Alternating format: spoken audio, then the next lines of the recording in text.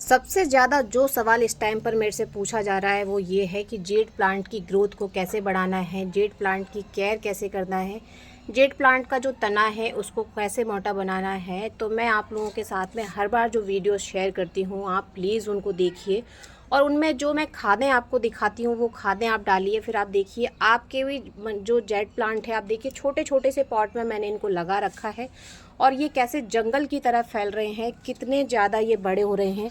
आप ये देखिए, ये आप ये जेड प्लांट को देखिए बिल्कुल छोटे से पॉट में है और ये जेड प्लांट कितना ज़्यादा बड़ा है। ये देखिए, मैं आपको इस तरीके से इसको दिखाऊं इसलिए आप इसको पूरा देख सकें।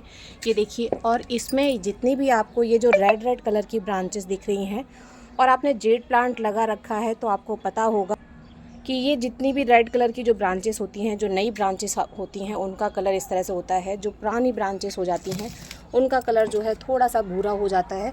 तो आप ये देखिए, ये पूरा का पूरा बिल्कुल छोटे से पॉट में लगा हुआ जेड प्लांट है और इसकी आप ग्रोथ देखिए कितनी ज़्यादा है।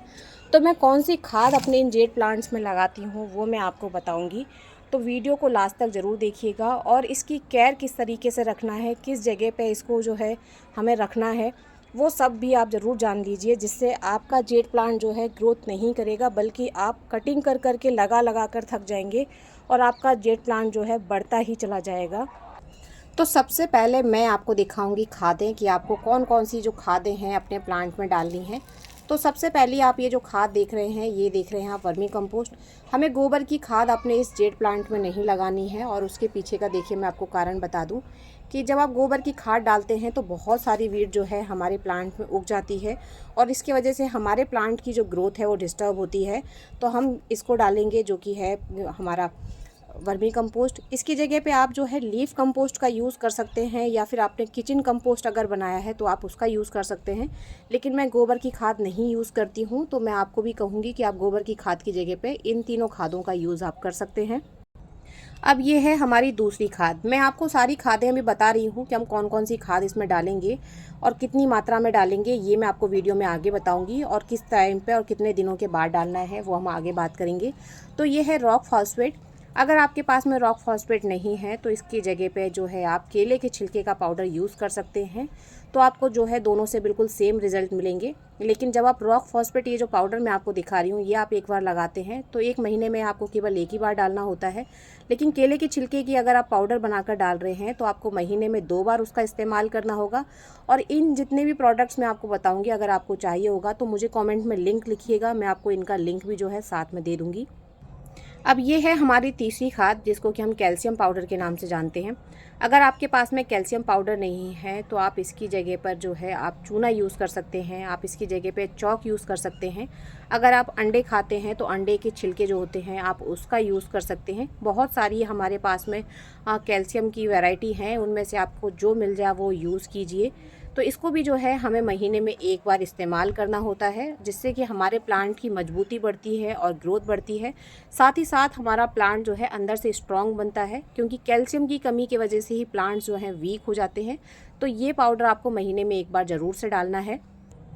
अब आप अगर इनमें से कोई सी भी खाद आपके पास नहीं है और आप नहीं डाल सकते हैं तो देखिए सबसे लास्ट ऑप्शन हमारे पास में ये है डीएपी। डीएपी के अंदर सारे न्यूट्रिएंट्स होते हैं जितने भी हमारे प्लांट्स को एनपीके चाहिए, जैसे नाइट्रोजन हो गया, फास्फोरस हो गया, पोटेशियम हो गया और बाकी की और भी चीज़ें। तो इससे हमारे प्लांट को जो है सारी चीज़ें मिल जाएंगी। लेकिन ये एक बहुत गर्म खाद होती है और इसका संभल कर इस्तेमाल करना होता है। तो अगर आप एक प्लांट में डाल रहे हैं तो ये आप देखिए इतने से दाने आपको डालने हैं, इससे ज़्यादा मात्रा आपको नहीं डालनी है। तो इसके साइड इफ़ेक्ट आपको देखने के लिए मिल जाएंगे, बस आप इतना सा डालेंगे। और ये चीज़ें उन लोगों के लिए भी हैं जिनके पॉट बहुत ज़्यादा छोटे हैं, जैसे कि मैं आपको दिखा रही हूँ। हमारा ये प्लांट जो है बिल्कुल छोटे से उसमें लगा हुआ है और अगर आपके प्लांट में मिट्टी कम है, आप गुड़ाई करके नहीं डाल सकते हैं, तो आप जो है जितने भी मैं आपको फर्टिलाइज़र्स बता रही हूँ आप उनको पानी में मिक्स करके भी यूज़ कर सकते हैं। अब अगर आपके प्लांट की ग्रोथ नहीं हो रही है तो ज़रूरी नहीं है कि आपने अपने प्लांट में खाद नहीं लगाई है इसलिए ग्रोथ नहीं हो रही है। इसका एक रीज़न ये भी हो सकता है आपने बहुत टाइम से अपने प्लांट की जो है प्रूनिंग ना की हो, जिसके वजह से इस तरह के जो है आपको चीज़ें देखने के लिए मिल रही हैं कि आपके प्लांट की ग्रोथ नहीं मिल रही है।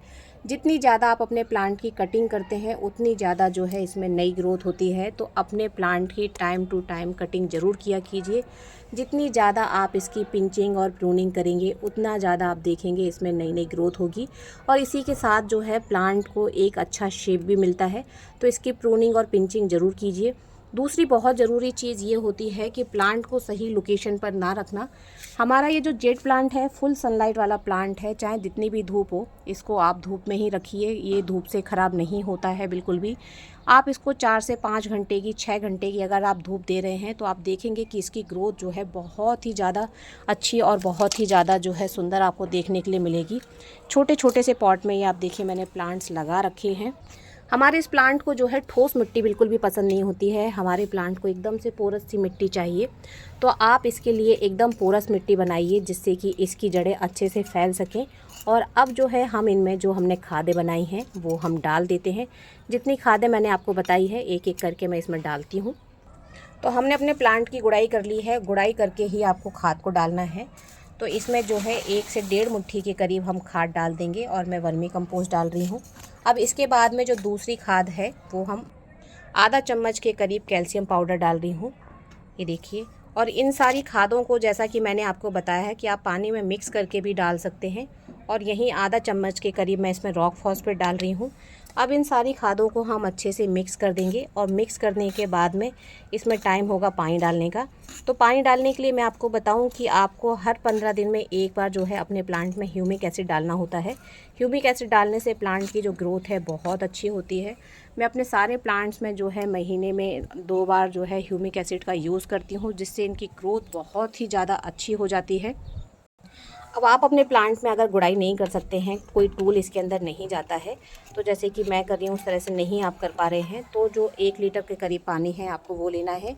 1 चम्मच आप डालेंगे इसके अंदर हमारा कैल्शियम पाउडर और 1 चम्मच के करीब आप डालेंगे रॉक फॉस्फेट और 1 मुट्ठी आपको डालना है हमारा वर्मी कंपोस्ट। और इन सारी चीज़ों को मिक्स करके 2 से 3 घंटे के लिए आप छोड़ दीजिए। फिर उस लिक्विड को जो है आप अपने प्लांट में बराबर मात्रा में पानी मिक्स करके आप अपने प्लांट में डाल दीजिए। सेम रिज़ल्ट आपको मिलेगा, क्योंकि अभी आप देखिए ये जो प्लांट हैं इस तरीके से इसमें देखिए इसकी रूट्स भी बाउंड हो गई हैं। अगर आपका पॉट बहुत ज़्यादा छोटा है और आपके प्लांट की ग्रोथ अगर रुक गई है तो हो सकता है रूट्स को जो है ग्रो करने के लिए जगह नहीं मिल रही है, तो आप चाहें तो पॉट जो है चेंज कर सकते हैं। इससे भी प्लांट की जो ग्रोथ है बहुत अच्छी होगी। अब किसी नेक्स्ट वीडियो में मैं आपके साथ में शेयर करूंगी कि इसकी जो स्टेम है इसको मोटा कैसे बनाते हैं, क्योंकि मैं आपके साथ में एक इतना अच्छा तरीका शेयर करूंगी जिसमें कि आप देखेंगे कि कुछ ही दिनों में आपकी जो स्टेम है बहुत जल्दी मोटी हो जाएगी। आप ये देखिए ये प्लांट्स आप जो देख रहे हैं इन्हीं के ज़रिए जो है हम एक ऐसा नया प्लांट बना सकते हैं जो कि कुछ ही दिनों में आपको बहुत ही मोटा और बहुत ही हेल्दी दिखाई देगा। आज की इन्फॉर्मेशन अगर आपको अच्छी लगी है तो वीडियो को लाइक ज़रूर कीजिएगा। चैनल पर पहली बार आए हैं तो फॉलो करना, सब्सक्राइब करना बिल्कुल ना भूलें। हैप्पी गार्डनिंग फ्रेंड्स, धन्यवाद।